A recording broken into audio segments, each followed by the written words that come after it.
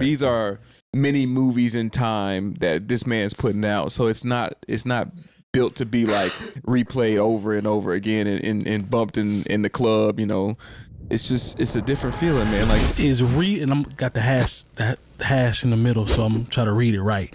It says, is replayability a responsible attribute to judge a musical project? So we know there are some projects that are great that we can play over and over again, right?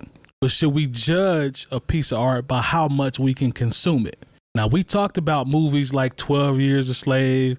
That could have been a dope movie, but it's like, I don't want to see that over and over again. I mentioned Till, I believe was my reference. I'm like, I don't need to see that no more. Movie was fire. I think movies are different. So you think movies are different from music? But as it relates to there music. There are movies that I know that ain't no good that I've watched at least 100 times. Aha. But why is it different as it relates to music? Or do you think that's even, important or a way to look at it? Because that's a very good question.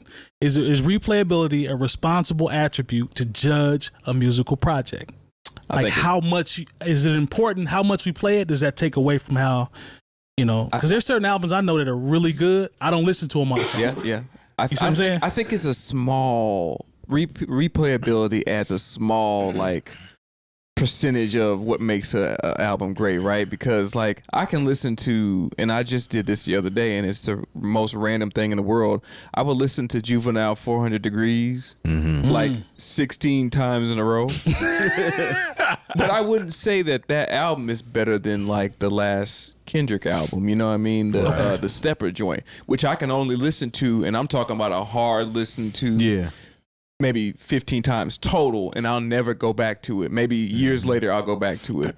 So replayability to me isn't as important. It's the experience of listening to the album when you hear it, right?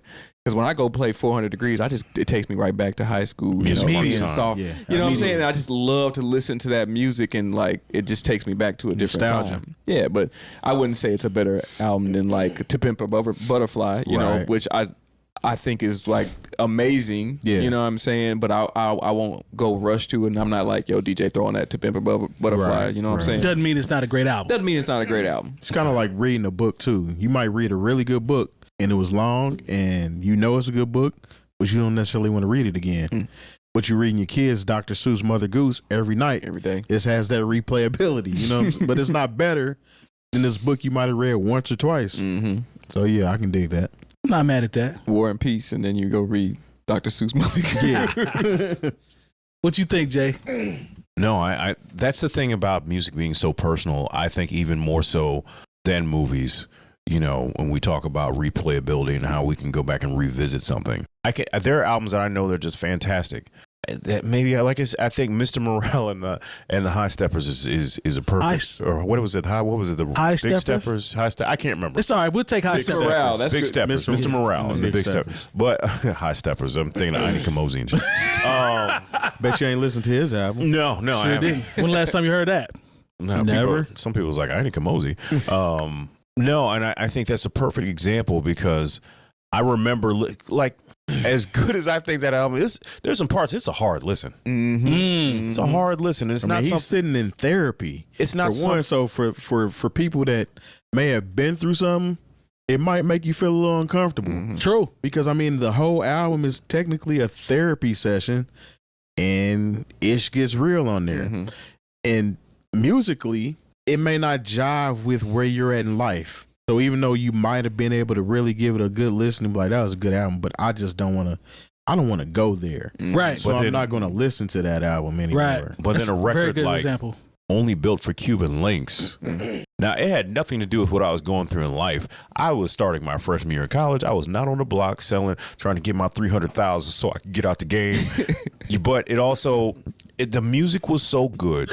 The rapping was so elite. And also, it marks the time of my freshman year. I remember sitting in my dorm room, playing that CD back to, front to back, playing NBA Live on Super Nintendo. It just music marks time. Yes. And so we have a different relationship with music a lot of times than any other form of media.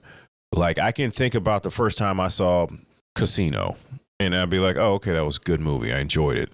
You know, we talked about how long. it's a, you know, look, I remember it came on epic. it came on 2 video cassettes for those of you who are from that era. You got to be certain age to know about that. Exactly. Yeah. You know, and it's a piece of art that I love, but you know, my personal relationship just isn't the same as it is when the first time I heard The Coming, or the first time I heard All Eyes on Me, or you know, Machiavelli, or you know, sitting there with my guys basically a couple weeks after Big died and listening to Life After Death, you know, and thinking about what could have been or what would have been next.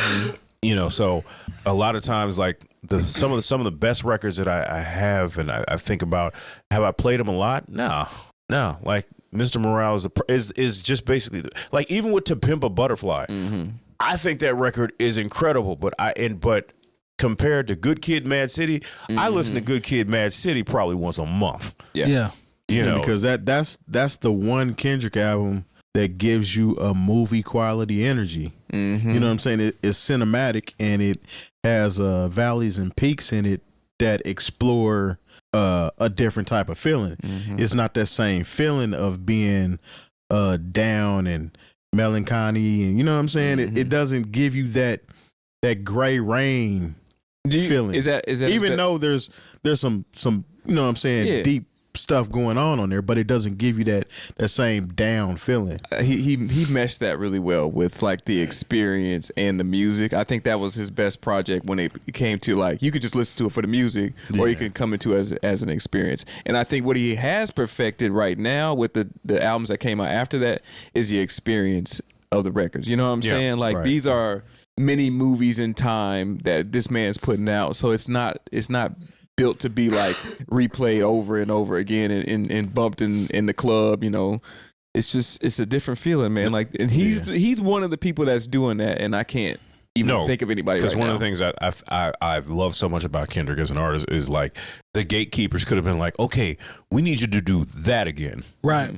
We need another. He Good was Kid, co-signed by one of the biggest gatekeepers in the hip hop community, Dr. Dre. True. So I don't think he doesn't have to get qualifications from anybody at this point. Because I mean, they list Dr. Dre as a guy that discovered him for some reason, which didn't happen. But for some reason, they try to act like Dr. Dre was very instrumental in his career. I mean, he was featured on his first commercial release, but Kendrick was Kendrick before Dr. Dre. So, I don't even know if Dre didn't do nothing on Good Kid, Mad City. Yeah, he did. Oh, that's right. He did. I take that back.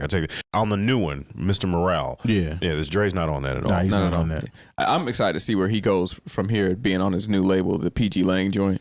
We're never going to hear from Kendrick again. Yeah, right. Did you guys see his live joint on Amazon? Yeah. That was fire. Paris, yeah. That was fire. He might have Andre 3000 us real quick. It's possible. It's possible.